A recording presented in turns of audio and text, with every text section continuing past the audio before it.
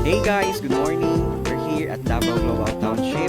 So just an ocular visit to check the status of this township. And karon, hindi siya ang yaha status. And for the condominium here in Davao Global Township, so muna siya ang status sa aton East Village at Davao Global Township. So hapit na gyud, grabe na dako na ang progress no. So dili gyud kamahay ang mga sa mga nag-invest diri kay on time yun ang DGT no, sa ilahang construction.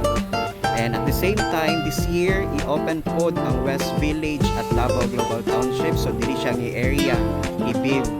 No? So, puhon, no, exist po diri ang West Village. If you're interested to acquire, wala pa siya nag-launching. No? So, ano pa karon for line up. So, if you're interested to acquire a unit in West Village, just send me a message. So, lang. So,